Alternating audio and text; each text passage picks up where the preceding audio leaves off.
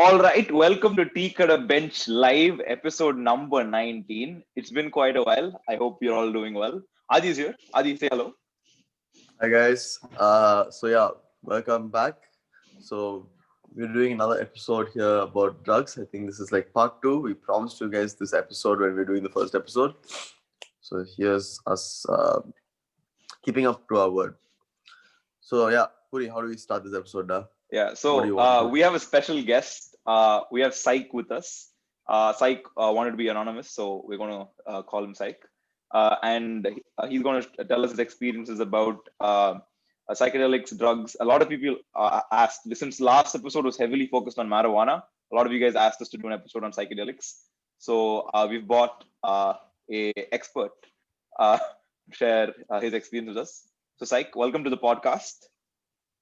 Hi guys, thank you for having me. And I'm really uh, glad to be sharing my experiences.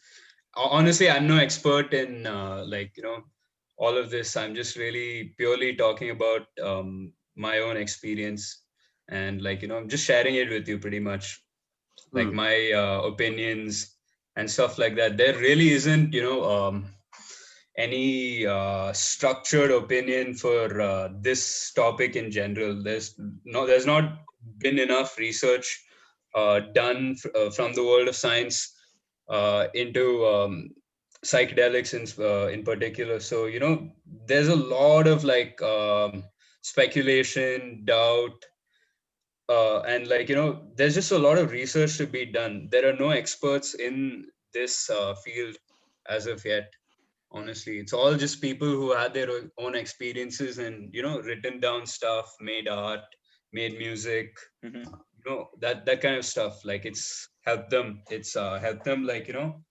see things through a different lens, honestly. Okay. Yeah. All right. So I mean, I completely agree. Like when you're looking for experts, right? I think a lot of like what we call experts had a very similar notion on calling themselves experts on this subject. Like, I was researching about um, peyote, some cactus in Yep, America. yep.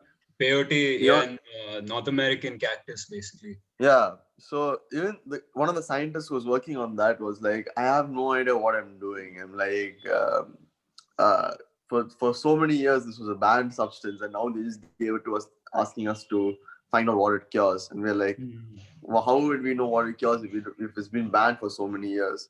yeah. Mhm. And isn't that a So, point? I think in the mid 60s, there was a lot of research about psychedelics going on, like LSD and things like that. And then I think yep, Hmm. overnight, they just banned everything and research was stopped and scientific development just came to a halt, right? Yeah. yep. So yeah, during the 60s is what something called the psychedelic revolution happened, and a lot of people, especially in west of the United States, in like San Francisco and stuff, a lot of people gathered up and they started taking like acid, mushrooms, and it was a full blown revolution. And because these guys took these drugs and stuff, like a lot of other revolutions happened. I mean, like a lot of other what do you say, uprisings happened, like the black movement and LGBT rights and women's rights, the Vietnam War. There was a lot going on basically in that whole 60s 70s periods, and psychedelics definitely influenced a lot of minds, like in millions. Definitely there's a whole revolution going on. Definitely, it's affected a lot of the world we've lived in. If you ask me honestly, the people who know the most about psychedelics are the shamans. Basically, shamans are the people who guide you through that experience, and they're very very Mm. well versed in that metaphysical world that psychedelics induce you in. So like even for peyote, right, like you said, peyote, there's a mad shamanic culture for peyote in North America and like Mexico as well. And they do it through a shaman. It's a full blown ritual, and it's a full blown like cleanse of your body basically. And I've heard all kinds of stories about these kind of like proper rituals. They do it with like, something called ayahuasca. I'm sure you must have heard of it. Ayahuasca, they do Yeah. in South America. South America, like, this ayahuasca culture is so deeply rooted, like, to the tribes, like who have lived there for ages. And, they basically, when most of these people who take ayahuasca, like, there are a lot of foreigners, there are a lot of Westerners who basically go to South America, to countries like Peru and stuff like that, to just go have the whole psychedelic shamanic experience. And, it's, uh, it's really like, it's really impacted their lives greatly. Like there was actually a TED talk from Graham Hancock. Like it was about his ayahuasca experience, and he's basically a writer, and he talks about like history. He talks about science, how they're all like how he views them like completely differently because of his ayahuasca experience, how it's changed his life. There's just n number of things, honestly, that these substances, these entheogens, like really induce. And like for me, honestly, the only way you can describe psychedelics is through stories and through people's experiences. For instance, my first time, the first time, I really had I had a psychedelic experience was on the beach, basically in like Gokarna or something. And I basically like taken acid. And it took like I was with like 10 of my friends and stuff like that. And you know it it didn't I really didn't know what to expect of it. I just went in it with a really open mind. And 2 hours in, I completely forgot who I am. I completely forgot where I was. I didn't know what anything was. I didn't know. I just like completely lost it. It was a full like, what do you say? It was just full unlearning. Full blown unlearning of everything, dude. Like I can't even begin to, like, one major realization I did have was, like, and it was a really really big epiphany. The one that I realized was, everything is just like, one. Honestly, everything is interconnected in every way possible. An ecosystem, a universe, everything, the ocean, everything is like, just one. And we're all just like cells of it, literally. And Hmm. yeah, I mean, it was really interesting, a lot of sense, a lot of ways. That's a very Yeah. common account, right? Where when people do psychedelics, they say everything is one, and the science behind it is Yeah. also very fascinating. Because what people believe is this is the latest understanding. We still don't understand how they completely work. The latest understanding is saying that it sort of hijacks your brain, where the part of your brain which is used to form memories and perception of time. And Hmm.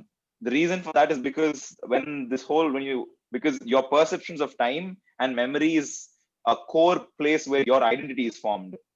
So they sort of say your ego dissolves. By ego they mean the For concept sure. of self.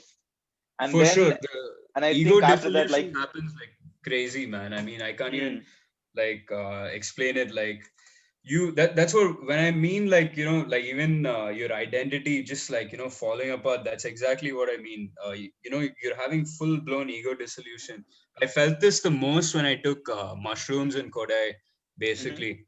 And like, obviously I've done like my fair share of psychedelics. And what you realize is, if you have a really powerful experience, right, there's you feel like, you're having some kind of an I don't know how to explain it, but you have some kind of a outward consciousness. Like you have some kind of a force that's like, making you realize things. It's I people obviously call it the third eye and stuff like that, literally. But hmm. Mm. you're traveling through like dimensions. Do you guys believe in the fact that there is so much to see than what meets the eye. Oh Like, yeah, for sure. I think Adi and I keep saying this. There's a excellent saying Yeah. in Tamil. Okay, yeah, கட்டுறது கைமண் அளவு கல்லாது கல்லாலது C gone. Nice. I was about to make a nice punchline and then this fucking happens. Nice. Anyway, uh, the saying goes like this. Avaya said it. It's like கட்டுறது கைமண் அளவு கல்லாலது. Adi say it. கல்லாதது கல்லாதது கடல் மண் அளவு. Yeah. Yeah. So basically, it means that what we know, what we see is only like the sand that you can hold in your hand. But what we don't know, what we can't see, is like the sand that is in the sea. for sure, man. I completely agree with that. I mean, we don't even know how much we know, like, we've Yeah. been to Mars, we've been everywhere. I mean, not everywhere, but like, we've gone pretty deep in terms of human progress and stuff like that, but we really don't know where we stand, honestly. That's how vast our fucking brain is. Like, it's crazy. And like, psychedelics really, like, really open those parts of your brain that that haven't, like, probably been opened up before, or you've just ignored in the past. For instance, like mushrooms in particular, the thing about mushrooms is it can really be helpful for psychotherapy, and mainly because of the fact that it makes you realize your own emotions to a whole new level. It makes you embrace all kinds of emotions. Like, I was feeling like, at one point I was having a really dark time. Like, I was having like really um what do you say, depressing thoughts, and like, there was a lot going on. But what it does is it doesn't make you run away from the problem. Instead, it tries, like, helping you think of, like, possible solutions, or making you realize something, and making you, feel like, there's some sense of purpose to everything. Like, Hmm. it could be, I can't even begin to say how better it would be to have psychedelics for psychotherapy than all this shit like antidepressants and big pharma, all that bullshit. Honestly, like, even alcohol, it's such a boring drug, and it's honestly the biggest problem in society. If you take drugs and stuff like that, it's really nothing but the devil. But like, a lot of governments around the world, they're really honestly scared of, they're really terrified of psychedelics, mainly because it really helps people, like, realize and, like, see the world from a whole new perspective. It's crazy. Like, there's just been so much, like, thought that's gone on, and like, so much uprising because of taking these substances, for sure. For instance, I wasn't even much of an environmentalist. I wasn't really connected to nature, for instance. Like, a while back, I started taking psychedelics. It was a whole new thing, honestly. For sure. I mean, I would say, psychedelics are definitely not for everyone, but, it does, for sure, for the people who do take it, they can impact the world in a great way. Like, for instance, Steve Jobs.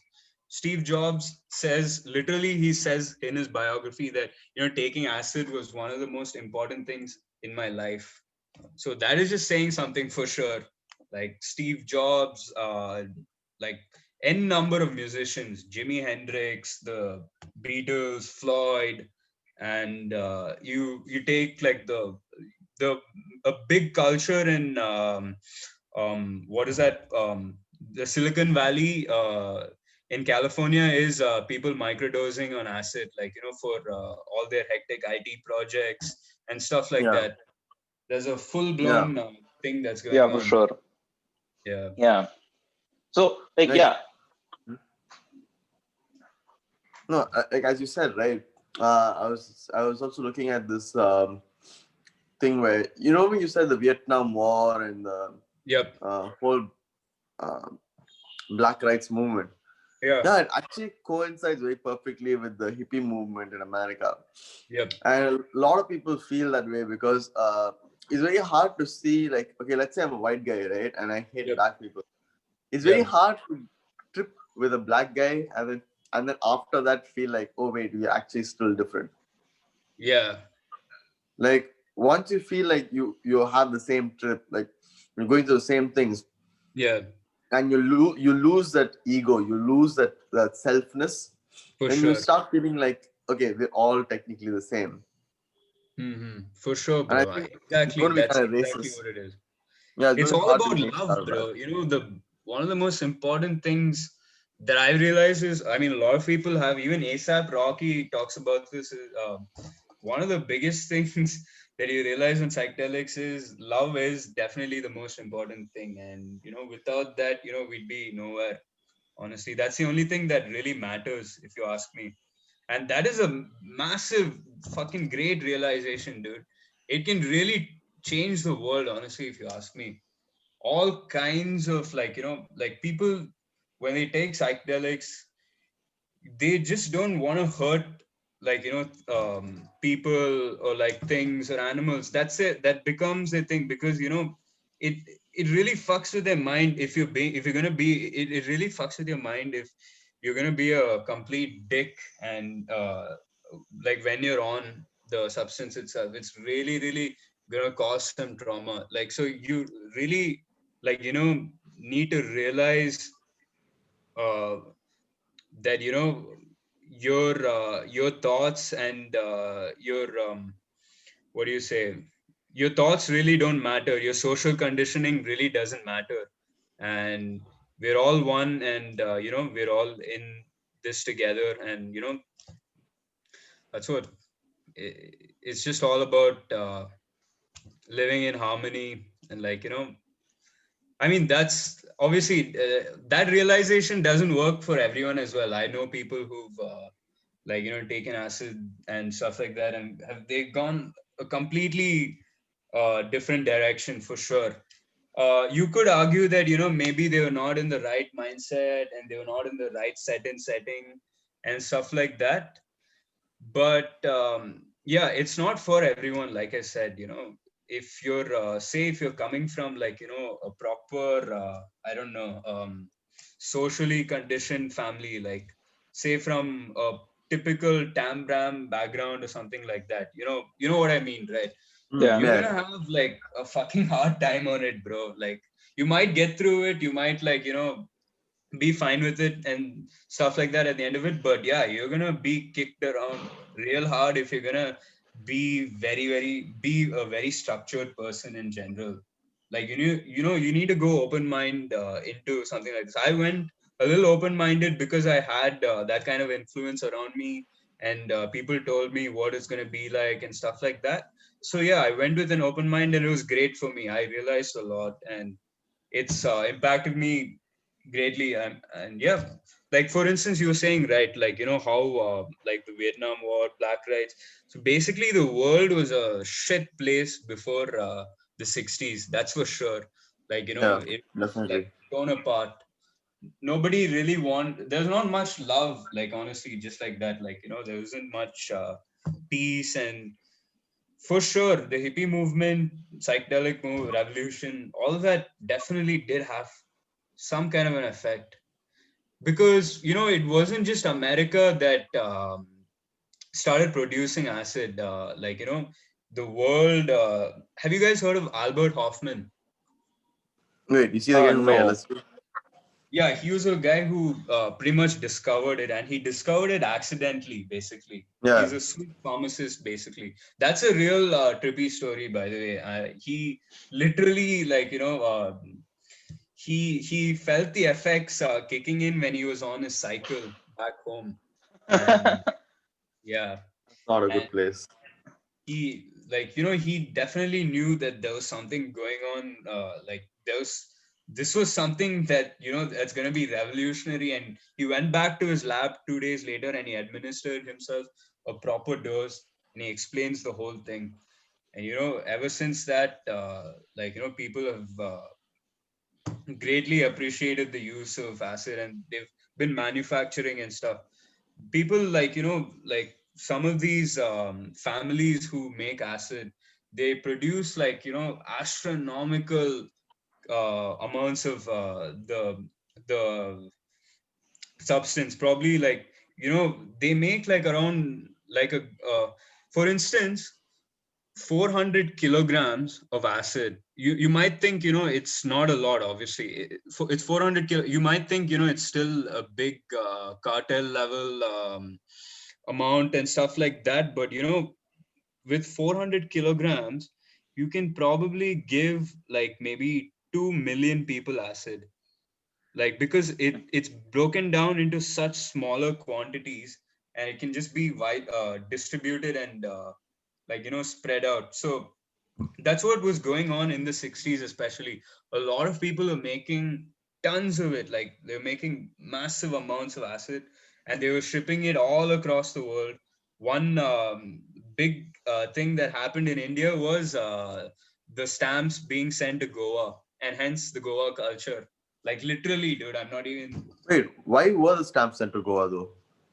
Because firstly in Goa, I feel firstly in Goa there was this thing. There was like a small like Western gathering, like from before itself, and some of the Westerners did demand like, these substances being supplied from the West. So that's how it came in, and it came in large quantities into India. You guys know about Ramdas and stuff. Yeah, Ramdas. Yeah. Yeah, so Ramdas, why he got kicked out of Harvard? Yeah, he this was the research thing, right? When I spoke about the research was halted in the 60s. He was part of that research committee, right? So him and Timothy Leary were basically in Harvard, and they were testing out like acid, mushrooms, and all these things, and they got some kind of fuck up, and they got kicked out. And so like, Ramdas, that same year or something, he lost his mom, and he lost his mom to cancer, and he decides to go to India to like, start his new life and stuff like that. He comes here, he meets Neem Karoli Baba, and there's been some hectic stories, like the fact that once Ramdas gave like two like 3-4 stamps of acid. That's a massive dose. Basically he gave 3-4 stamps of acid to a Baba, and that Baba said that this is how I feel every day. Like quite literally. Yeah, like Yeah. I mean, India is really very very deeply rooted to this whole culture of Oh, dude, India's like, I'm sorry. If anybody doesn't realize the relation to Hinduism and Hinduism art, yeah, psychedelics, I'm like, that's like yeah, saying that there's a dead person with a hole in their head and a gun is next to them and say they weren't murdered by the gun. I'm like, for dude, sure, man.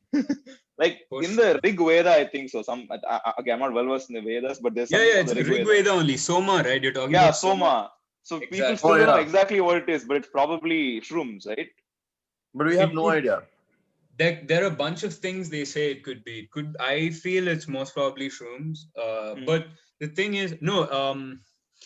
See, since it's in the north, right? That's what makes me really question whether it's shrooms or not, because Hmm. shrooms they grow mostly in like forests, like they grow better in very damp conditions, like Hmm. Kodaikanal, northeast. Yeah, northeast for sure. There are a lot of shrooms in the northeast and in Kodai and stuff, basically.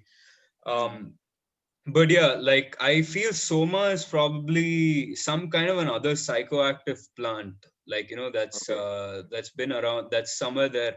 No, there are a lot of psychoactive plants in nature itself.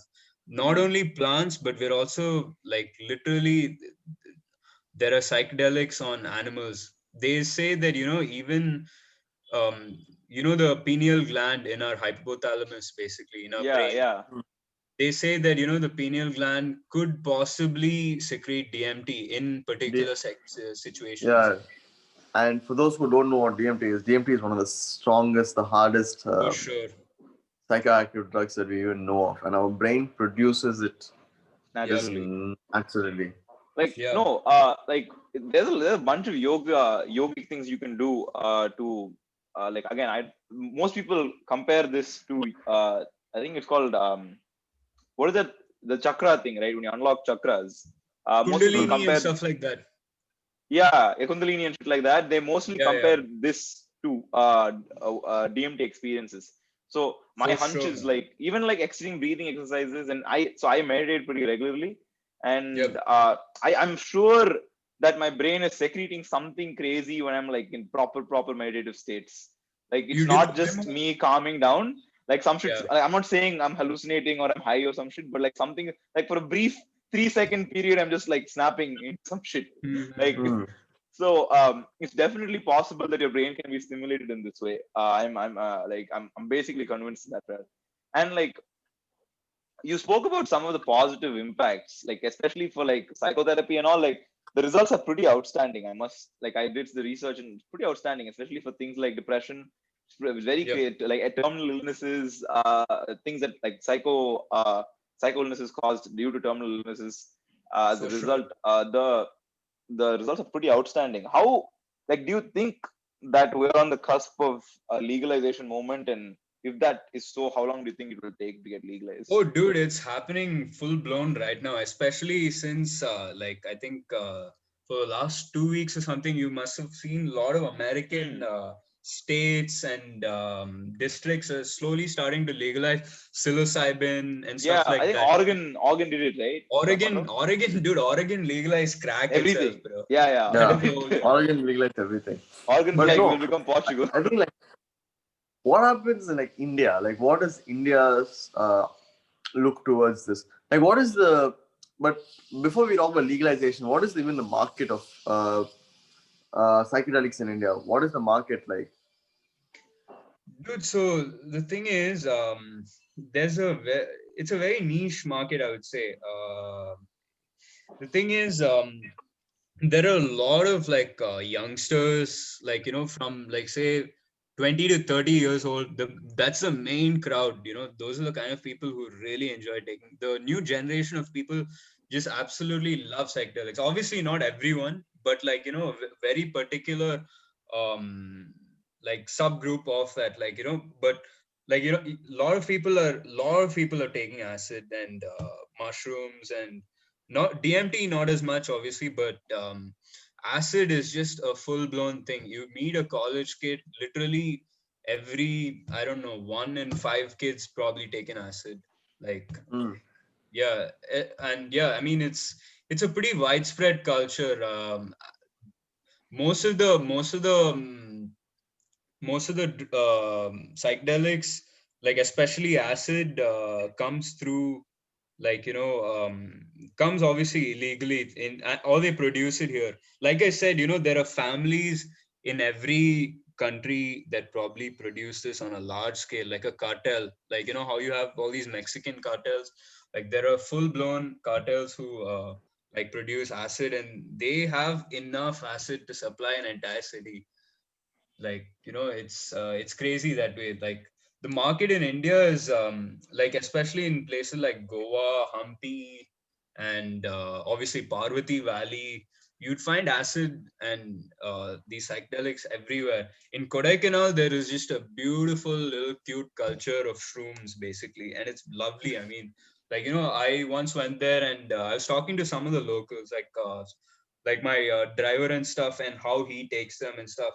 For them, it's like literally like a ritual. Like, every 2-3 months or something like that, they eat like just like 2 or 3 mushrooms. You usually, if you want to have a proper psychedelic experience with mushrooms, you need to take like at least a dozen or more.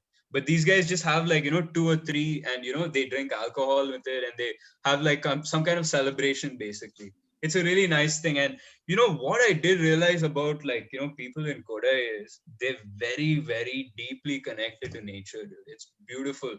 They're so sweet for one.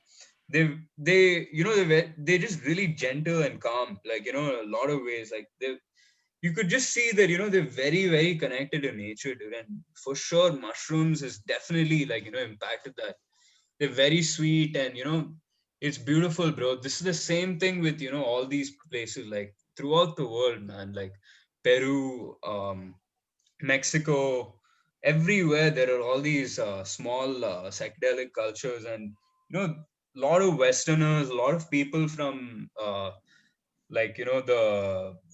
mainstream world. They just go and they want to have these experiences, really lose themselves and find themselves.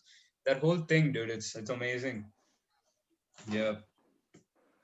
But So, yeah, the market in India is like it's too crazy for psychs. You literally find it everywhere, honestly. I'm pretty sure, so see, like, okay, like I'm uh, sure I think the whole notion of India being this anti-drugs, quote unquote, pure country and all is some post-Victorian, very modern realization. Hmm. Post-Victorian or like maybe even like a Brahminic thing. But but I'm judging just by again like the Hinduism call is like marijuana has been deeply part of the culture for a long time, For sure. and Yeah. most like Joe Rogan said this. Okay, he Yep. was saying most people who are doing all these rituals like uh, you mentioned one from South America, right? Uh, ayahuasca. Ayahuasca Ayahuasca. and Yeah. stuff, and they said Yep. God spoke to them and shit. And he was just For saying, yeah, sure. when you're hallucinating, you hear voices, you're seeing things clearly, and and you're also pushed into this state where you want to be one with everything, and you sort of really love everybody and things like that. And most Yep. religions also, in their own version, try to preach that, right? They sort of help you Mhm. to live in an ethical way, live together, live as a community. So, like he was saying, I'm sure, like, and I actually see there's a lot of merit to this argument. He's saying a lot of religions, in some way or form, were uh, had a huge thing to do with psychedelics and originated from that. Probably the psychedelic culture that grew, and they said God spoke to me. This is what they preach, and so on. And like that's like a country like India where like again, I think it's absolutely ridiculous to say that Hinduism is not influenced by psychedelics, For especially sure. when there are clear records. Uh, I hope once that becomes like mainstream, right? I think once this whole legalization thing becomes very, very common all across the world, the stigma will, like, at least for weed, right? Once that becomes legalized, stigma will really, really go down. And I think at some point Mhm. India will legalize it. And I think I'm not going to lie. On some level, it's going to boost the economy of the country like crazy. We'll be where level exporting, where level consuming at the same time.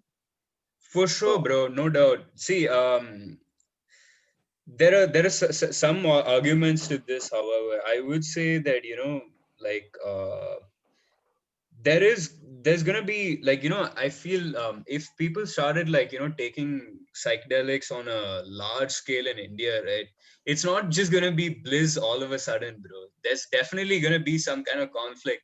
There's gonna be a hmm, lot of conflict, I feel, especially in India. I'll tell you why. This is because it's mainly only because of all the cognitive dissonance, social conditioning, which is very deeply rooted to the average Indian.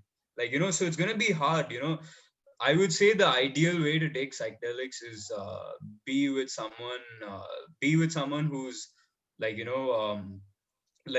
experienced it before, who can guide you through it, or you just need to be in the perfect setting, like be around nature, be around the people you connect with, be somewhere that uh, is just like peaceful for you, and a place where you can explore your mind and stuff like that. So the thing about India is not everybody is going to get access to that. Like, say, even if the government does subsidize, what am I saying? Even if the government does produce and supply Hmm. psychedelics and stuff like that, there's gonna be like some level of chaos. It's not as easy as we think it is. It's gonna cause um definitely some kind of conflict, I feel, in India, even in America, dude. Honestly, just imagine, you open up the water supply of a city and you just spike it with acid, or something like that.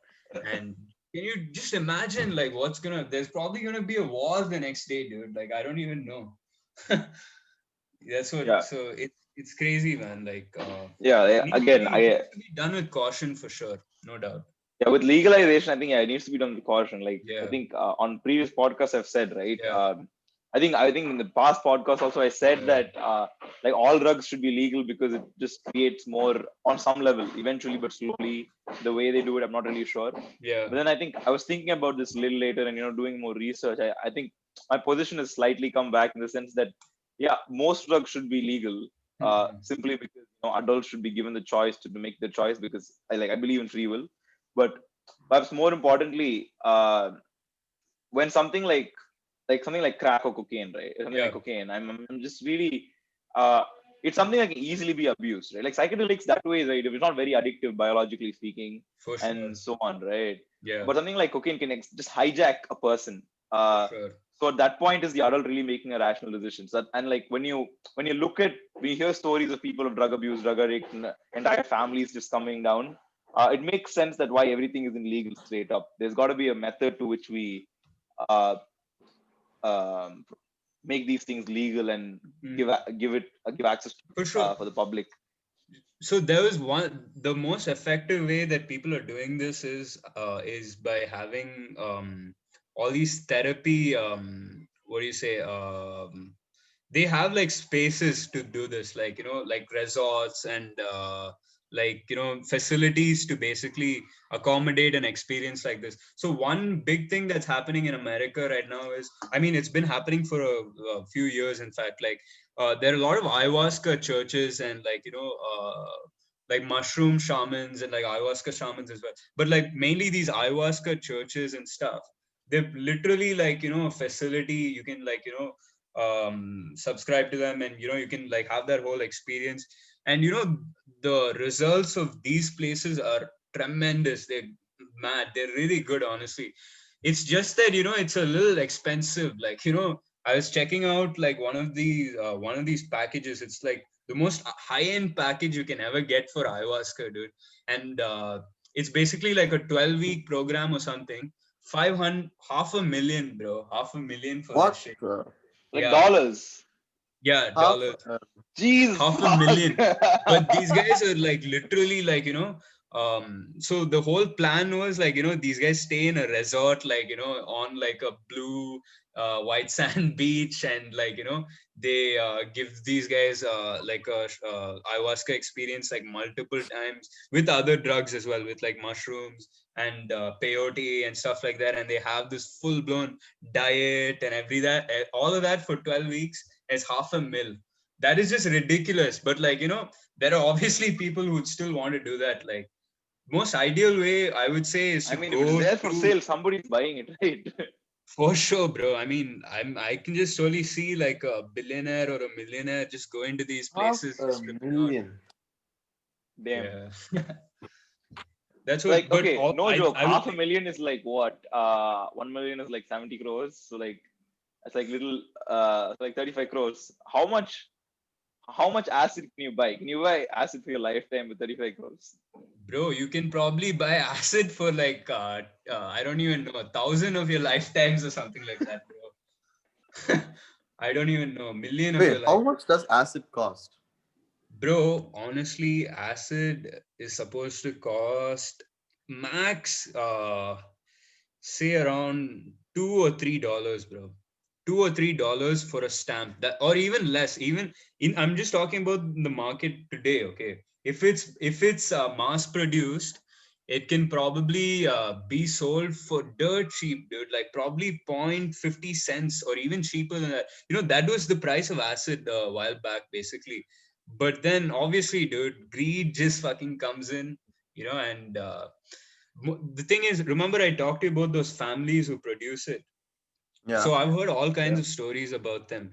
Dude, they don't do it for the money at all. They do it for the consciousness. That's why they all sell it at the most minimum price that they can think of. They sell it for like what? Like max like $1. And all these middlemen, they fucking sell it for like $20 a piece. That's Oof. how it is, honestly. So like let's say in India, you're getting yourself a stamp or like Hmm. stamp. I'm getting a stamp is good for a trip, right? Yeah, yeah, for sure. So like you're getting yourself a stamp. How much would you pay? I'd probably be able to pay, like, say, an average street price for acid here would probably be 1,500, 1,000 to 1,500. Yeah, it should be only costing me 100, 200 max, bro. But it's come to like, yeah, but then you could say the same thing for cocaine. You could say the same thing for everything. But yeah, it should be only like, that much, bro, because it's not, But yeah. no, but right now it costs like what, 1,500 rupees. Yeah, on average, it costs that much. Yeah. Say So if you're buying it from, with $500,000, your resort money, you can serve yourself 23,333 times, which is yeah, roughly like 63 years if you use a trip, if you use a stamp every yeah. day.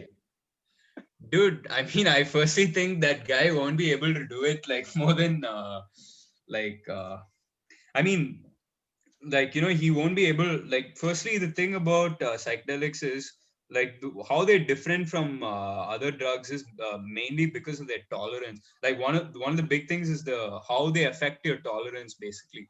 For instance, you do crack cocaine, right? And that high gets over in like 15 minutes, literally. Hmm.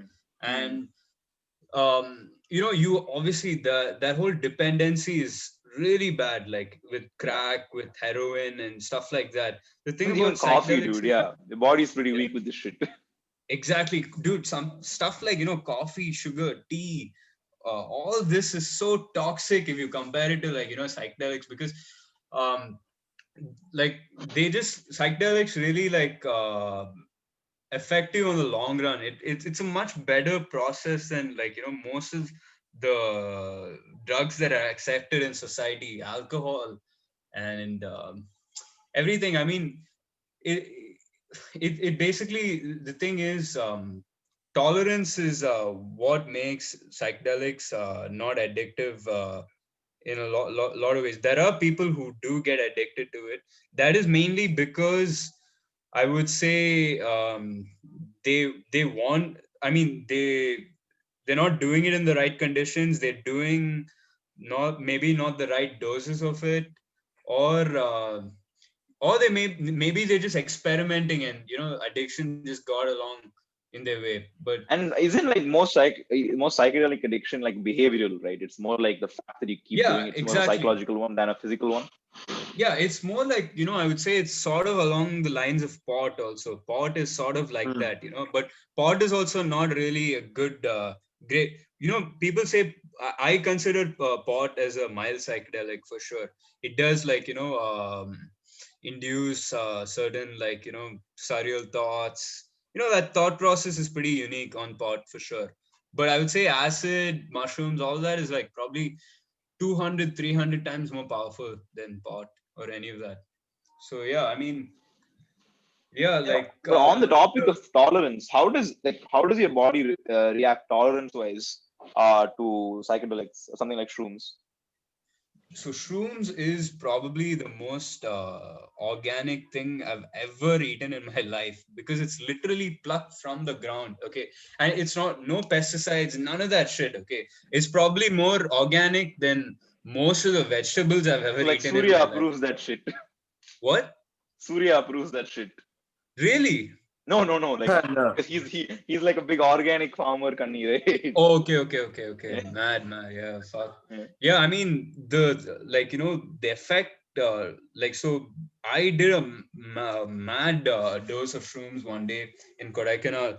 The next day I wake up, and dude, I've never been so fucking refreshed in my life. Like, it was a refreshment. Like, you have no idea that you've done like a full blown hard drug the day before. You wake up the next day as if you've gotten a proper, like, 9 hours sleep, and you've exercised and you've done meditation and all that. You just wake up with a beautiful fucking mindset the next day. And that's how it is, bro. It's not just that next day, it's for a couple of months. It's for like couple of months, maybe for years, maybe for your entire lifetime, if you know how to, like, integrate it. For sure. Like, if you know how to, like, deal with it, and make use of just that one experience. A lot of people have just had that one experience, and they've become, like, something else. Like, it's crazy.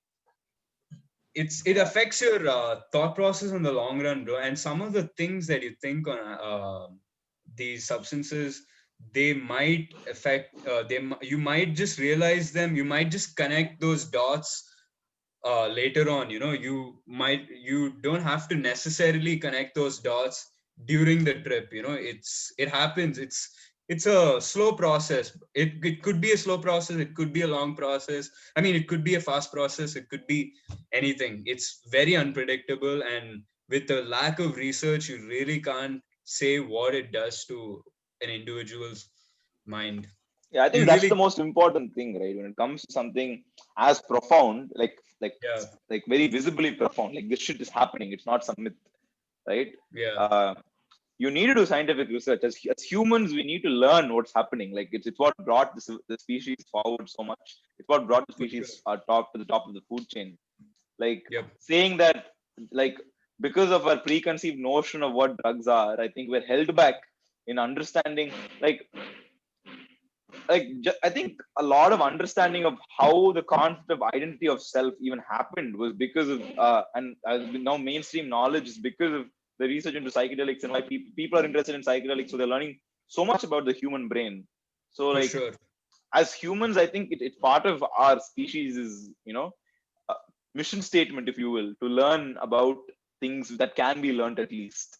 And this is something it's really sad that we just stopped learning about it for like 80 years, and then slowly things are picking up. For how long? Around 80, I think 60s, right? So like 2020, so 80 years. 80 years. Yeah, we Um, basically haven't. I mean, so when is this whole studying into psychedelics again kicked into full force? I'm guessing like last year, right? so, dude, the thing is, all around the world, there have been like particular studies. There hasn't been like a revolution in research just like that. Hmm. For in, have you guys heard of this CIA project called MK Ultra? Oh No, yeah, really. MK Yeah. Ultra and MK Everest. We even we covered it in our posts. Oh, okay. I might have Ah, forgotten very responsibly. Please educate me and the Yeah. viewers. Yeah. So MK Ultra was like it's just the fucking CIA, like, trying to understand what the fuck acid is. And they literally, like, tortured people, and they, like, gave soldiers, and, like, they just stuffed them, like, with alcohol, with acid, in, like, not even like well controlled settings. They even did like psychedelic torture and stuff like Manson did, what Charles Manson did Oh in fuck, like man. California. Yeah, Jesus. they've done all that stuff just to study what it is, and get to have a deeper understanding of what it is. Obviously it was what do you say, insightful in a way, but not at that cost. No way are you gonna like fuck other yeah. people's minds up just to like know what it is. So there It did needs a to be, sorry. like it did a lot for science, but then it did it in the wrong way. Like a lot of Yeah, these test subjects didn't even know that they were being pumped with the acid. They just yeah, thought that they're exactly. starting to hallucinate. Exactly, dude. And the kind of toll that it takes on people, I don't that's it's a really it's definitely torture, man. It's what it is. Like, just imagine going up to some random guy on the road, like a guy who, doesn't know shit about anything, and you just, like, spike him with acid, and like 2 hours in, he has no idea of his self. He just completely forget what he is, where he is. He forget the fact Yeah. that he has a family to support, everything.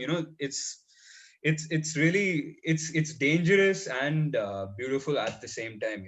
It needs to be done with caution for sure. And yeah, needs to be like it needs to be researched a lot. Do you guys know about the stoned ape theory by No, any not chance? really. Okay, so, like, this was like proposed by a pioneer in the psychedelic world, like from Terence McKenna, basically. But it's also been, like, thought about from other like philosophers and scientists, and like the whole scientific community. But basically, um, Terence McKenna states that psychedelics played a major role in the cognitive development of our brain, and he basically, like, gives like a hypothesis, a possible like theory for that. And basically, like our ancestors, like probably 2 million years ago, like more. I would say Homo. What is that? Homo erectus, I guess, the ones living in Africa at the time. Like that before Homo particular- sapiens. Before Homo sapiens. Yeah, before Homo sapiens, basically our ancestors. They like like the ones especially who originated in Africa. And Africa was a really what do you say? A very green, fertile land at one point, like millions of years ago. This is like before the formation of Sahara Desert and stuff like that.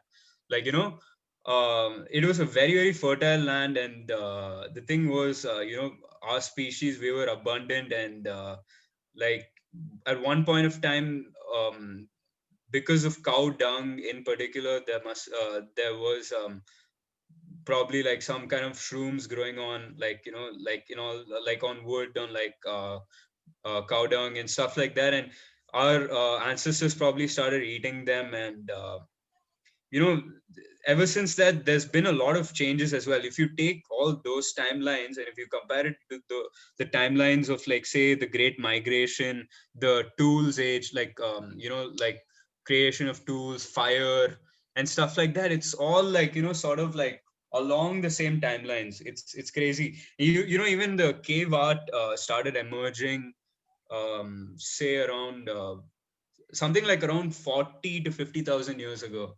And like in a lot of these cave paintings, like there's some kind of art to depict that there is possible psychedelic use. There's like always some kind of a shaman holding. I mean, I've seen this one cave painting where there's a shaman who, like, carries around these mushrooms. It's like, really ancient tribal art, like cave paintings. But yeah, I mean, for sure, like, I'm not just talking about, us taking psychedelics. I'm sure a lot of animals in nature take it.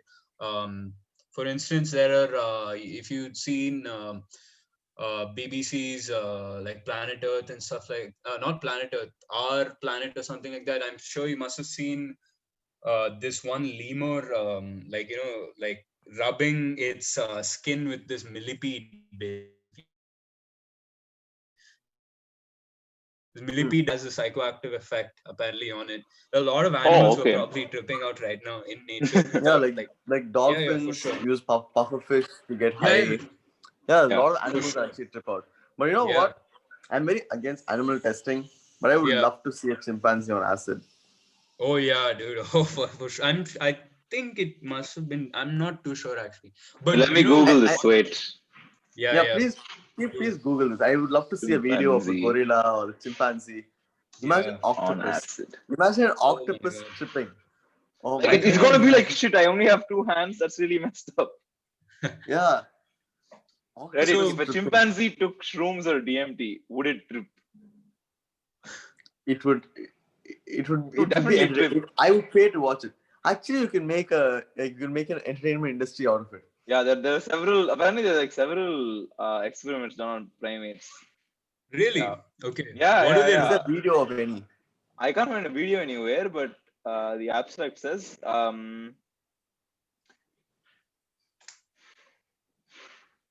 in general, DLSD induced abnormal behavior and disrupted normal affiliative behavior. DLSD Hmm. induced limb jerks, body shakes, photosis, a lot of stuff like that. I can't read most of Yeah. these So things. basically, what this research is concluding is that psychedelics are also not for all animals as well. They Yeah, once tried giving acid to an elephant. They gave it the dose that you'd give humans, and that poor thing died, like for literally. them. Yeah, like can you imagine a tiny ass motherfucking paper? You put it onto an elephant's To an tongue, and it elephant. dies because Yeah. of that. That's just Bro, crazy, right? Yeah. that is Oh, there such a are terrible videos. idea from By the start. way, guys, sorry to interrupt, but there are videos. I think it was, Oh wow. yeah, 1968, April 3. If Okay. you Please, Google it, it's gonna come. okay, we shall We will put the provide the link link somewhere. with the podcast, so you guys can have a look. Yeah. Yeah. Yeah. No, Yeah, if you but go to the what description on top, what you'll find it somewhere. what Sike was saying, right? It's such a terrible idea. Giving a massive animal like an elephant an acid is such a terrible idea. Like imagine it had a good trip, and then Yeah. Just wanted to have some fun. Imagine some Exactly. few ton animal wanting to have some fun. That does not seem like fun for us. No, Yeah. bro. No, like it starts evolving, and it's like, you know what? Actually, I should be top. It's a food chain, but then humans start serving me. Yeah.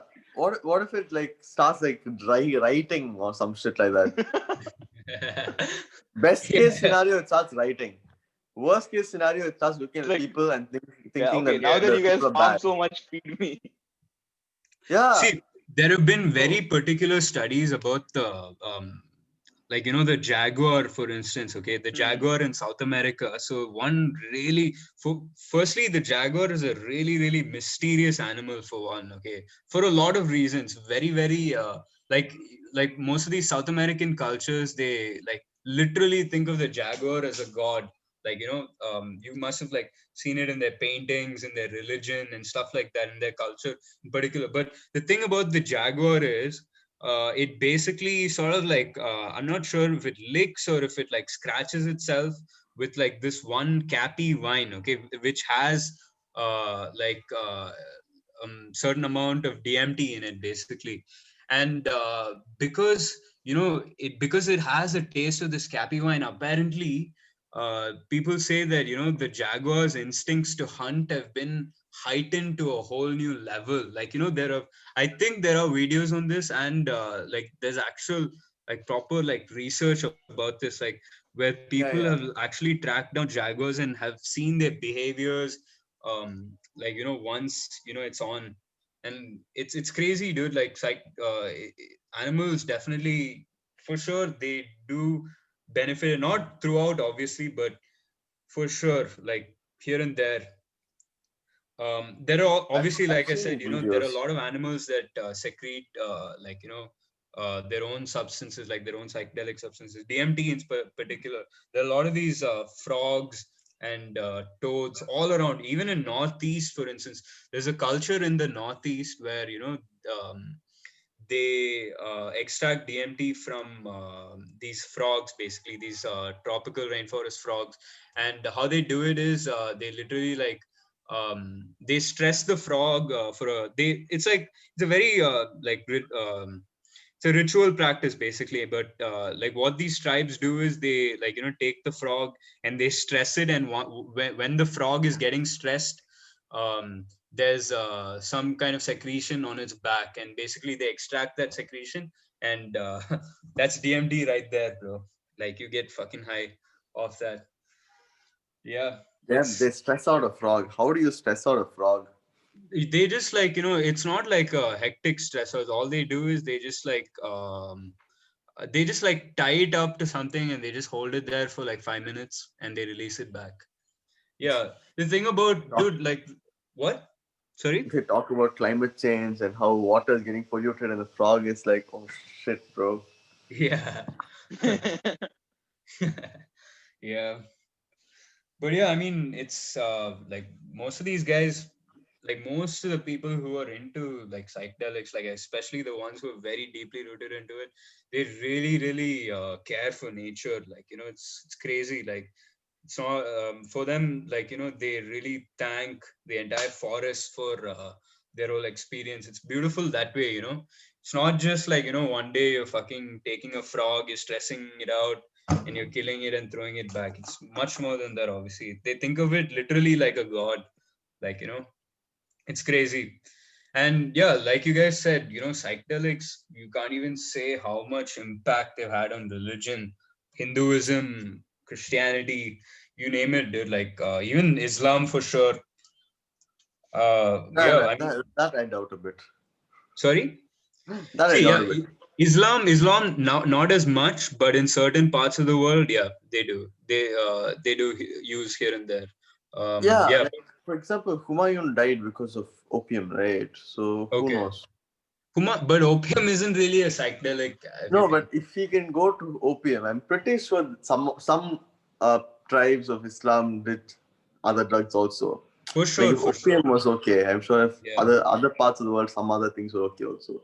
Yeah. for sure. And Yeah, yeah, like again, right? I'm fascinated with how it's interconnected with Hinduism, like because like yeah, most accounts after psychedelics, right? They say they are one with something. They're They're together as a consciousness. It's basically what Hinduism preaches. It's like there is a plane of consciousness that you all get connected to after you die. You're all one. There's nothing different. So it's just straight up fascinating, especially since the modern interpretation of Hinduism is just so fucked up.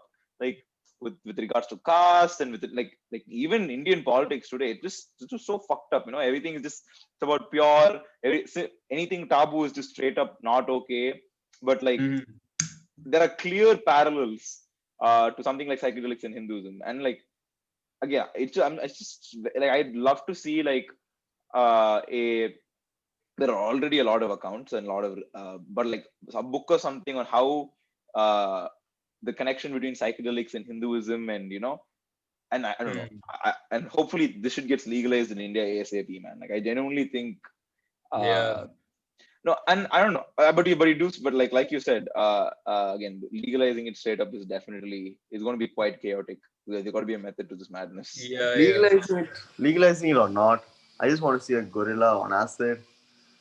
That's pretty much all I want from this drug at this point. I just want a high gorilla, a tripped out gorilla just doing some random shit. Bro, it's gonna start speaking, man. You don't want to risk that shit.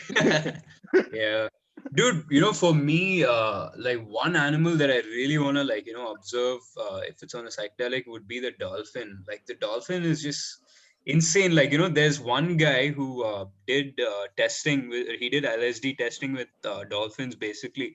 And he literally considers the dolphin as the ocean people. And he thinks that, dolphins do deserve a seat in the UN. Like quite literally. Who was doing the LSD? Him or the dolphin? Both. Very understandable. Yeah, they both are like probably speaking and shit. Yeah. அந்த winner படத்துல இருக்கும்ல, you know that scene where Prasad supposed to give the dog a biscuit and then put more biscuit for the dog, but instead he puts a biscuit for the dog and then he eats a biscuit. I think that's what he did for the dolphins. I think he was supposed to give dolphins the LSD and he was like, and just started talking. Yeah, dolphins in the UN. What were the dolphins doing in the UN? In what? But jokes aside, though, right? No, but jokes aside, like the dolphins are like extremely smart, like compared to other fish in like ocean creatures in general. Like I don't know if they're the smartest, but they're definitely significantly smarter. They can. So it is, and since there's a lot of connection to evolution and cognitive ability, and the use of drugs is like even in the book *Sapiens*, right? You all know one of the hypotheses he says he validates one of these hypotheses. Like he doesn't validate. He says that it could be it's not a completely unreasonable what is it hypothesis that psychedelics or like consumption of drugs and alcohol essentially. And because that led to socializing and exchanging of ideas and so on. So like again, we all know dolphins communicate with each other. That's pretty evident. And if you know they can get high and they can communicate ideas, who knows? It's, and there's a lot of research supporting that cognitive ability could stem from this. So yeah. I wouldn't be totally surprised if wait, are you saying that dolphins have taken psychedelics? Is that what you're saying? No, I'm saying I wouldn't be surprised if they are. Like Okay. No, but dolphins do take psychedelics. Dolphins actually do take psychedelics. Pufferfish. Like we have videos of high dolphins. It's there on YouTube. You can go search for high dolphins. Yes, I think we're going to cancel the links. You guys have to Google too many things to link this time. Yeah, I mean, like the one really unexplored segment of the psychedelic world is ocean psychedelics for sure. We don't even know how many animals, organisms in the ocean have psychoactive substances in them. Like it's all around. There are some African fishermen who basically get high of this one particular fish, basically this one tropical fish. I'm not sure about the name. And it's like there are, I don't even know honestly, like what we'd be able to discover if we'd actually go to those depths and like start researching them. Because it's literally everywhere, bro. If it's possibly there in your brain. I don't even know. Like it could be there everywhere, like literally. But yeah, Apparently in the mid 40s, I think so. No, mid 60s. My bad. yeah. NASA tried teaching dolphins how to speak English, and LSD was used in that. Oh, what are Yeah. the results like? Uh, How far did they uh, get? it doesn't say exactly here, Okay. but judging by they don't judging by the fact that they don't yet know English, I think they failed. But yeah, but it seemed to be like a pretty full-on research. Yeah. Yeah. But I'm pretty sure if we can, as well, right? So, see, humans have been tripping on acid and so many other drugs. The reason I'm interested in like animals is if we can have a way to converse, right? Like if we can teach a Yeah. dolphin to explain it to us, I wonder what its brain on acid feels like to it. I Yeah. know. Then I'd like to know what it thinks about life. No, what Yeah. like you said, right? Like, okay, we perceive this three-dimensional place with like Yeah. in this concrete jungles or whatever, right? I'd like to know what a Yeah. monkey thinks its life is, For or sure. like I definitely want to know if, if these animals have like an image of self, I'm sure they do. Like like obviously it's inconclusive what I'm saying, but I'm sure, somewhere apart from us, there are like, organisms probably realizing big things, like, they're hmm, maybe even the fact that they're all interconnected, maybe the fact that maybe like when I say like they're interconnected, you just think about how many symbiotic relationships there are in nature. And for like I'm sure that would have definitely been a realization. Another one would probably be a realization about their self, like to a deep extent, obviously, like like how we realize, what am I, where am I, who am I, like that, like hmm, maybe that kind of a response could possibly be there in some animals. I don't doubt it at all. We have yeah, no idea what's going on, honestly. 100%. Like I'm Yeah. sure on like some level, like yeah, Yeah. like a deer wants to protect itself; it doesn't want to get killed. But Yeah. I'm sure there must be some prey that knows that it is going to get hunted one day and it is going to be eaten, and that's going For to sure. continue the cycle of life. I really want to know how it's okay with that. You know what I mean? Yeah. Like like technically speaking, we are actually not supposed to be on top of the food chain, but like, Yeah. for a lot of years we've been on top, and now I think we're really uncomfortable with the idea of not being on top. Yeah. So I really want to know what it feels, and like really need to be humble in that way. Yeah. For Like, sure. what does it know of the forest? Like, Yeah. I yeah, this want to see seems like like a mature Netflix Disney something like like where animals realize their purpose in life. They understand Yeah. that they need to die or some shit. It'll be the damn like where they talk like Lion King, but Yeah. from the deer's point of view. For sure. Yeah, I mean, like, definitely, man. Like, if you can just understand what animals are thinking and stuff, that, I mean, it's not just gonna be great in terms of like living in harmony and stuff, but it might just like, impact our sciences, impact our Yeah, technology to a whole 100%. new level. We can't even think about it. Like, it's crazy that way. Yeah, what was I gonna say about sorry. Yeah, that's what, dude. Like, it's crazy. Like primates, like you guys said, I'm sure they have a crazy level of understanding about their social, what do you say, their social like Circles. circles and stuff Yeah. like that. Like orcas, sperm whales, like all our ocean creatures, primates. I'm sure they have a real great sense of understanding of their social interaction, their community, and stuff like that. And yeah, I mean, I I definitely, we know a lot about like chimpanzees, primates, and stuff like that. But I definitely want to like know how animals in general think, like how a fucking sperm whale thinks, dude. Like it's just crazy. Like, have you ever seen like a sperm whale, like a simulation of a sperm whale, like dive into the deep? Its whole like its whole massive head, that is just like a work of art. Like literally, it's yeah. there are things that look designed and there are things that are actually designed. Like literally, that's what it is. Yeah. And sperm whale is just like the whole way it hunts, in the deep sea and stuff like that. It's crazy, man. Like, we think we're the most intelligent organisms and stuff like that, but damn, it's just insane. Like, no submarine could match up to the diving depths of a sperm whale. Like, obviously, a submarine is more powerful because they run on fuel and stuff like that. But, the way the sperm whale does it, how it hunts down a giant squid or something like that, is extraordinary. And thing about psychedelics is, we can really connect to nature, and we can really sort of I feel we can understand it, but it's not obviously going to be as easy as we think. We can't just go to a chimpanzee and offer it acid and expect it to speak to us and stuff like that. But yeah, Yeah. it's gonna be it is quite interesting, honestly, if you think about it, but it needs to be done with real caution, dude, because we react to it in a way, they react to it completely We don't want a differently. Planet of the Apes situation. Sorry. We don't want a Planet of the Apes situation.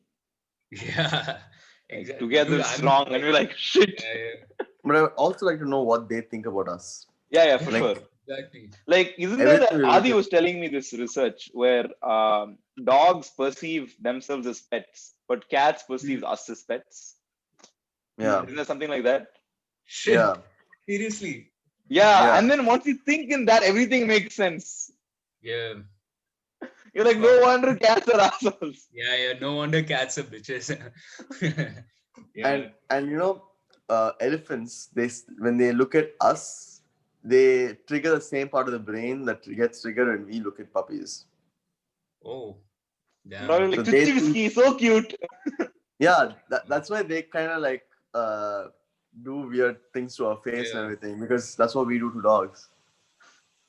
There are a lot. I mean, it's literally what we're talking about is it's how, how everything, how organisms throughout the world perceive things because of their experience, because of their size, because Yeah. of their ecosystem.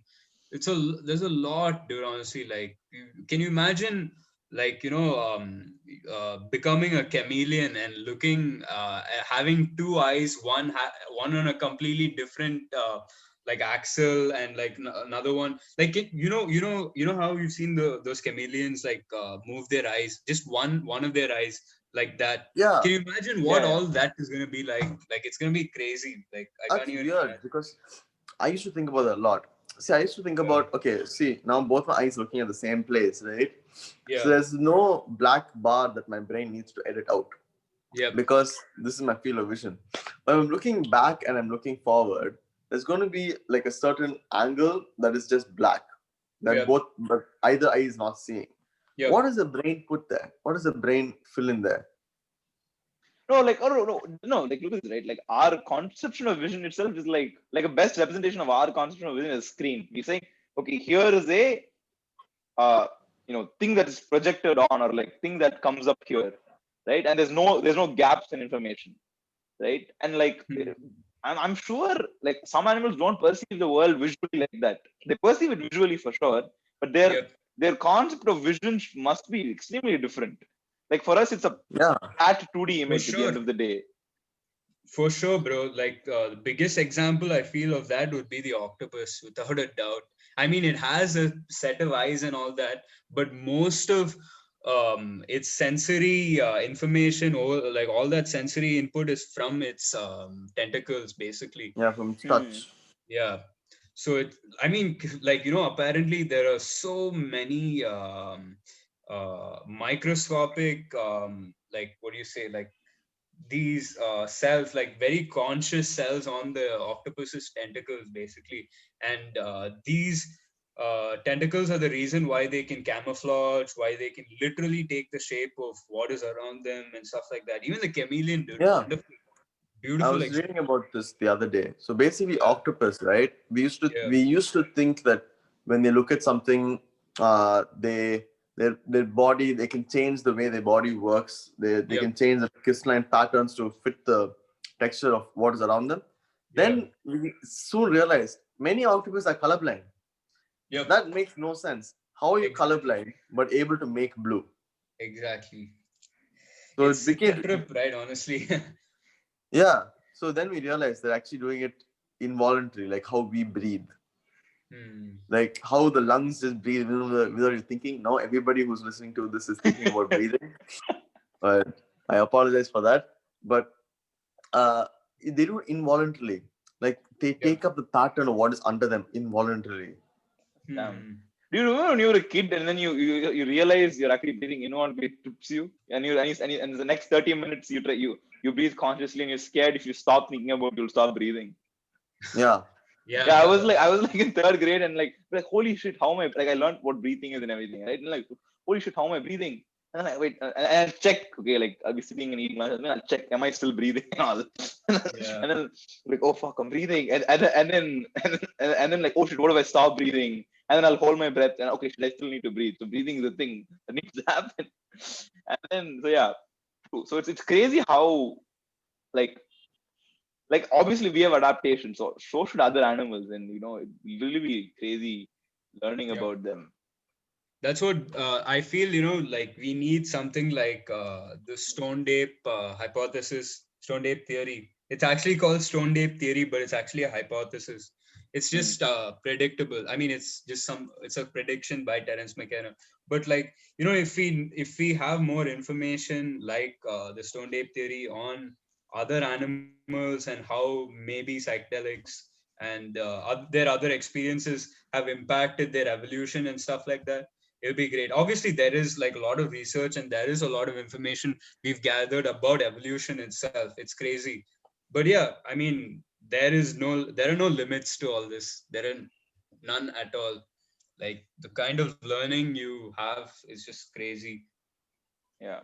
So yeah, I mean, like a lot of people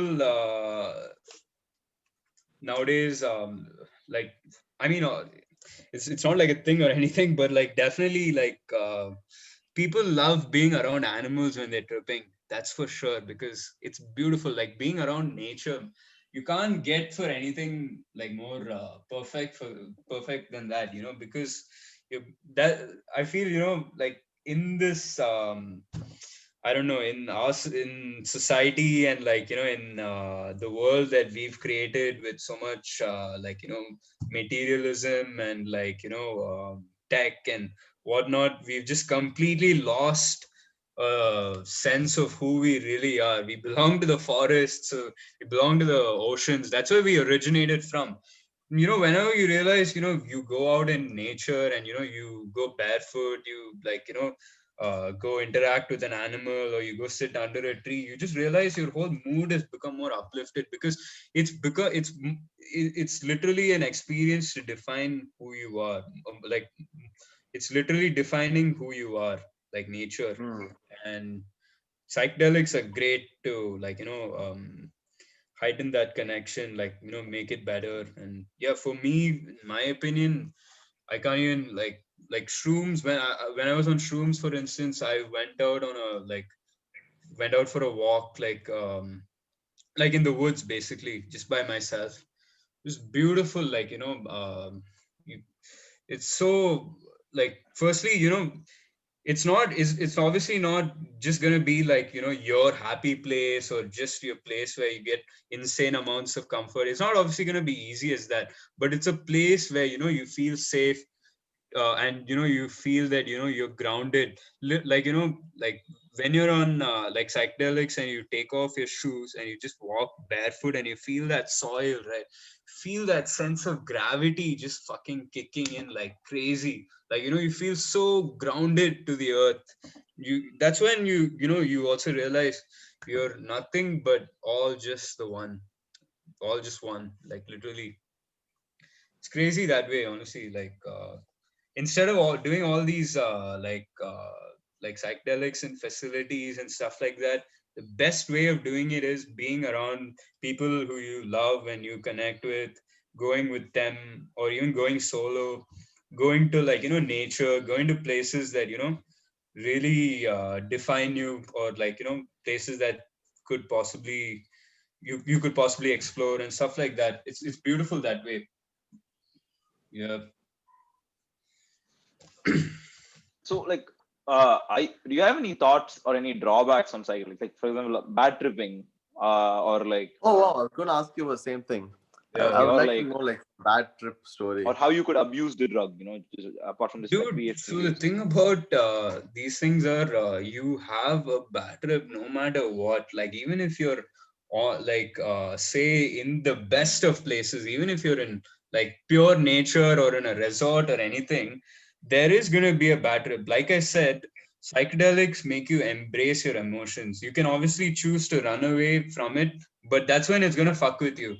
But the thing is, no matter where you are, you're gonna have some kind, you're gonna have, let's not call it a bad trip, maybe we can just we could probably call it like you're gonna have challenging thoughts, like about yourself, about your relationship with people, like n number of lists, like maybe paranoia might kick in, because you might not know where you are, who you are, what you are, and all that is definitely going to happen. But the beauty about it is, if you're in the right place, if you're with right people, you accept it, and it also obviously boils down to you as a person and your upbringing and all that. But you'd be able to make peace with that. Even like for instance, there's this one like Britisher who went to Peru to do ayahuasca, and if you think about the whole history of this British woman, basically, it's really sad. She's been sexually abused all of her life, and like especially in childhood, she had a lot of trauma, basically a rape victim and stuff like that. And she goes to Peru to do ayahuasca. She does like I think a 4 week session or something like that, and like there were cameras and stuff recording how she was like what she was feeling and what she was going through and stuff. There's a documentary on YouTube, but basically she is having the worst, like literally the worst time of her life, like where I'm like, if you'd see her, you'd literally see like all her demons just like popping up, and like you think that she's literally possessed, okay, but what's happening right there is she's purging to a whole new level. She's just like venting out all of those emotions and thoughts. And after that I saw like a clip of her like after that whole therapy session or whatever, and she like literally just speaks about how she just says that I feel like I haven't resolved everything, but I'm a lot more open to resolving it now. And I really want to like, I really don't think my past life really matters. It all matters about the present and being in the moment right now. It's beautiful, honestly. Like, can you imagine? Like, there are a lot of these like centers, like in South America, like which use ayahuasca, obviously. And if you'd see some of the results for like some of the cocaine, heroin users who've come to that facility to get treated, it's amazing. More than like 80 to 90% of people who do ayahuasca and who have been in like some kind of trauma, or like like drug addictions and stuff, they all come out clean, and they either never use it, or um, they they like reduce very very drastically. It's crazy that way. It's yeah. So in terms of psychotherapy, I don't even know, man. Like, there's so much we could probably do with it. And that's the Yeah. Yeah. thing, right? Like, I think again, right, there's an amazing parallel to like meditating and Yeah. psychedelic accounts. Yep. Because I swear to God, some of my most difficult times that like I forget speaking to others. Like I wouldn't even be ready Yep. to uh like like some of my anxiety and all. Like I wouldn't even be ready to like think about it myself, just sitting by myself. But like Yep. sometimes, when you meditate and you're in like like proper meditative state, and you're like super mindful in things, your Yep. anxiety will come. Like this whole thing is not going to vanish magically. Right? It's going to come in front of you, and then you're just going to you literally sit and watch it play out. And then you're not angry, you're not sad, you're not like wailing or anything, or like in the sense that you're sad and it hurts, but you're not like you're not going through it per se, but you're sort of Hmm. observing it as a neutral neutral person going through it. And then like at the end of the whole, like after you realize you've been thinking or you're distracted, and then you go back, there's just so much more resolve within yourself, up to the point where you can at least go to your friend and be like, hey macha, you know what happened to me the other day, or like, you know what happened to me when I was younger. And then like, exactly, right. And these like, it's fascinating that like, like, I'm sure a lot of things, like something like a lot of what Osho is doing and Osho had done, like is surprisingly similar. Like his philosophy and his results from his yogic experiences, surprisingly really similar to whatever DMT users report. For So I'm sure. like, I'm sure, and like it in what, like it, I mean, it is achievable what and like when you meditate and shit, but like I'm sure it's hard because it takes a lot of discipline. And I'm sure with, like, again, like you said, in this modern world where we're so disconnected from nature, disconnected from each other, in fact, Yeah. and you don't have this concept of self is just so intertwined. Like it can definitely help, just like it can definitely avoid years of therapy. You know what I mean? For At least my sure, personal man. opinion. My personal opinion, of course, right?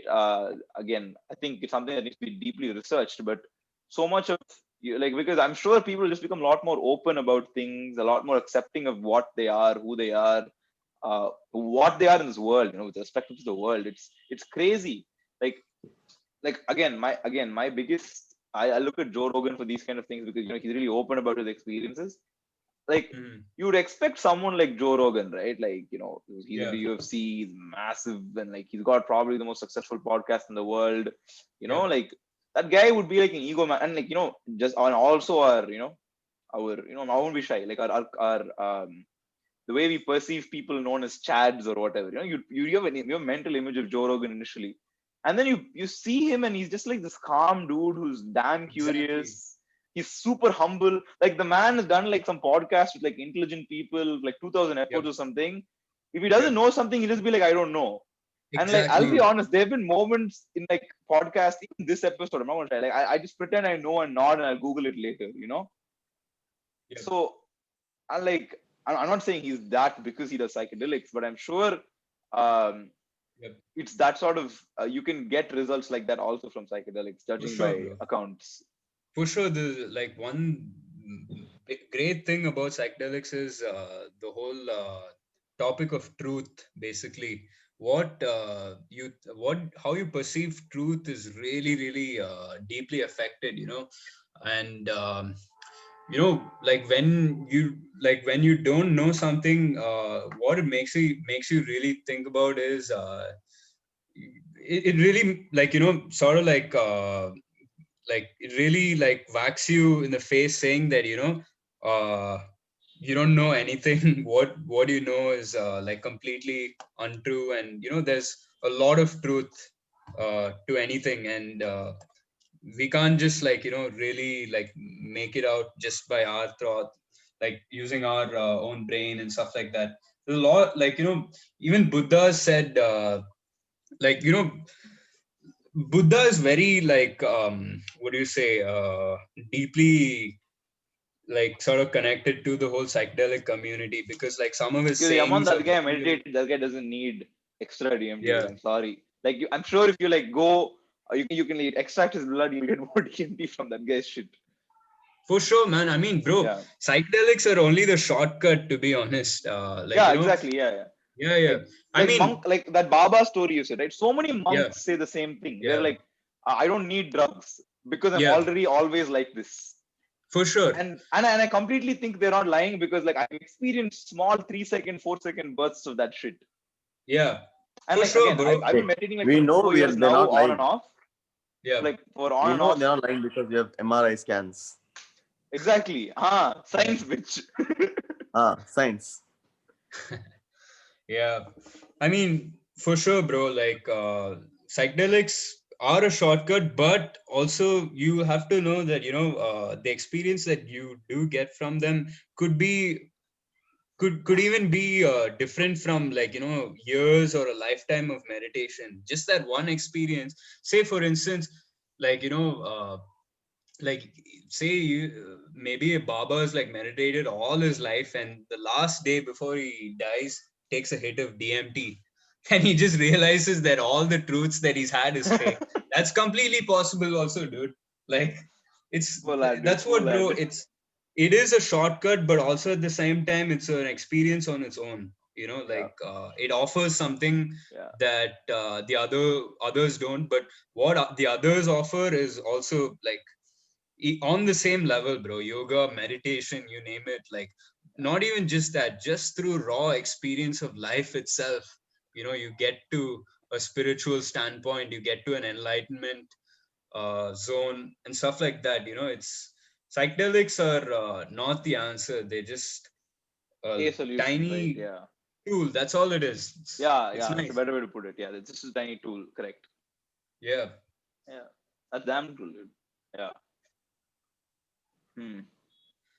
Honestly, dude, I would never just go up to someone and be like, you should take acid or mushrooms, unless, like, I mean, it's they need to do it on their own, bro. Like, if you really want to have that experience, go ahead, but you shouldn't do it because other people, because of peer pressure and stuff like that. Honestly, Oh yeah, that's I you, Yeah. think that's everything in life. Please, guys, do yeah, your research, do your due diligence, be responsible human beings. Please exactly, man. validate my argument of free will and adults should be independent. Do your Yeah, research. Don't be a dum On the dum. other hand, உனக்கு peer pressure தான் ஆகி நீ பண்ணி தான் ஆகணும்னு நினைச்சீனா you're a consenting adult. We can't say anything. yeah. If do I what you mean, want to do. for sure, bro. There are a lot of people I also know who've who've succumbed to peer pressure. Even I was at one point. I did do like all like drugs and stuff, like just because the other guy next to me was doing it, for sure. But it's all how you take it. Like Yeah. you should really let people's opinions and thoughts cloud your judgment. It's like that. So yeah. 100%. Bro, Yeah. honestly, like if you guys, when you guys said you guys wanted to talk about bad trips and stuff, it's very, very unpredictable, like because there are a lot of like you never see it coming, obviously, like, and yeah, I mean, you can honestly only like I feel you can only know what a psychedelic is the day you do it, bro. Like, it's just like that. The first time I did it, I felt like, I felt like literally like it was 20 years of psychotherapy compressed into 8 hours. That's how I felt, it was great. It was great. It was hectic that way. Like, so many, like, positive and negative emotions hit me, but it's how you embrace it, honestly. Like, Mm. it's beautiful that way. It's very raw way of accepting things, even on pod. Okay, like, there are a lot of like thoughts that obviously hit you, I'm sure. Like that general anxiety that it gives you, like pot, like making you think about your environment, about your thoughts and stuff like that. I feel psychedelics do it better if you're in a controlled environment. Obviously, they do it like, they make you realize those thoughts in a very organic way. I feel you're able to come to terms with it, and you start to see the larger picture, and you just be like, my thoughts don't honestly even matter. All that matters is, I love, and I get love, and I love myself, and I want to live in harmony. Those, like, that's what, bro. Honestly, you'll only know what it is until you experience it. It's just like that. Nobody can really put like their whole experience into just one book or whatever. And so yeah, I mean, like, a lot of the big way of, like, writing down the whole psychedelic visions and like putting it on paper is through art, through music, through design. It's beautiful that way. Like, so many designs, so much art, so much music is all influenced by all these psychoactive drugs, and it's crazy that way. Like, see the kind of art, you see some of the architecture as well. Some, like, you guys were you guys obviously like know about how advanced the Egyptians were. Fucking amazing. Really high end society way back. Like, I don't even know. And there have been studies to see why the Egyptians were always on a spiritual level, on a very, very metaphysical, what do you say,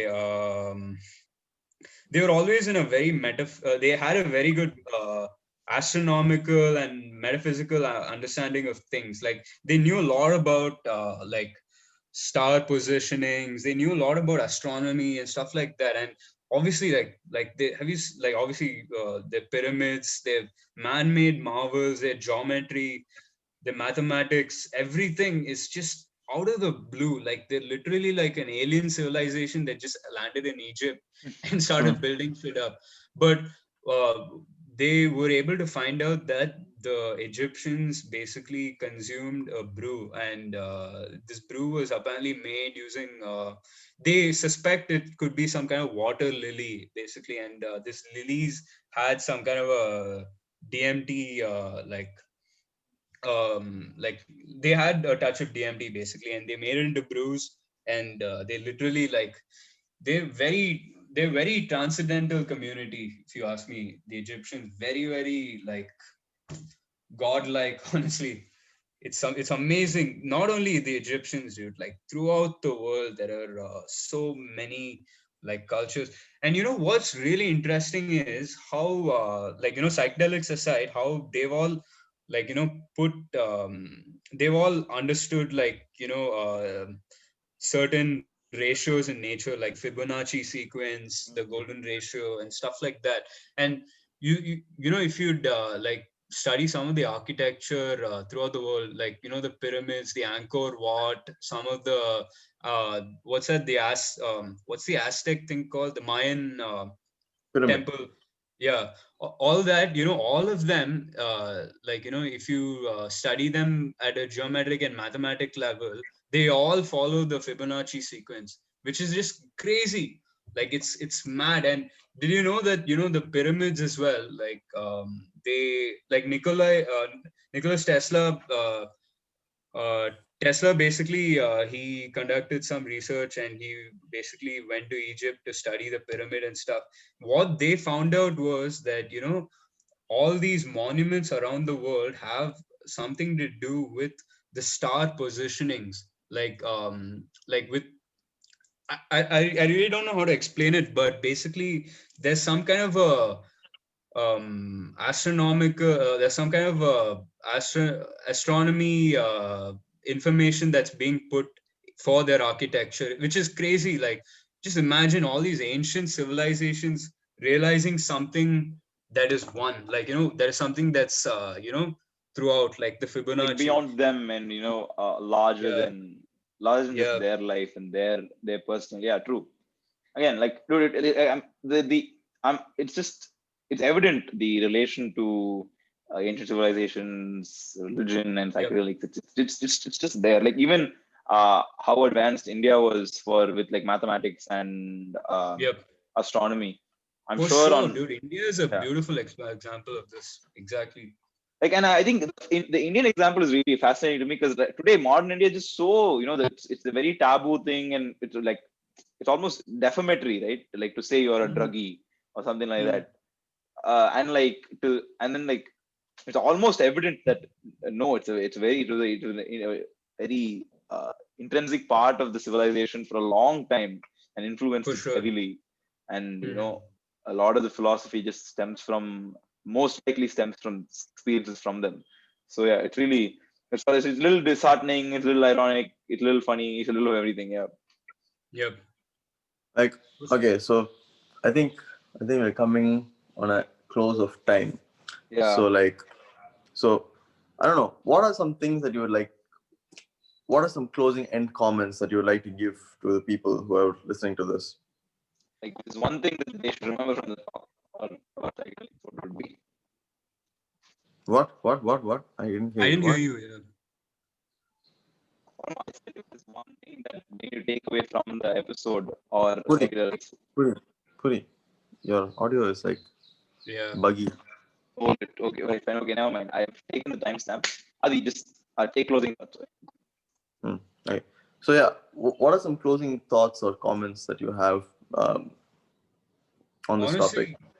Honestly, the only thing I can say is you're going into this experience all on your own, honestly, and you need to experience it on your own, and you need to learn things for yourself. You should, like, keep aside. You should try keeping aside your. You should try keeping aside all the external influences and stuff like that, like from getting in, like if you're going in, like, all I'm just saying is, you should just go into it with a really open mind. You'll have a beautiful time, honestly. You should not really go into it expecting or anything. But then again, like, psychedelics aren't for everyone, and you need to do your certain bit of research. It's a beautiful thing, honestly. It can really impact your life. It's literally like art. Like, that's the only way I can define psychedelics. But you really need to, like, experience things for yourself and make sure that, other people don't cloud your judgment, and you go into it like expecting nothing, honestly. That's the beautiful way I feel, like you can really enjoy it, and you can make use of it. It's a beautiful thing. But yeah, it's not for everyone, I would say. But yeah, it's slowly, like, people, the world is definitely getting more accepting of it. And I feel, it might just be a big thing in the future, like cannabis, like how cannabis is becoming. For sure, Yeah. that change is definitely going to be there, for sure. So yeah. Yeah. Purish, are you back? Yeah, I'm back.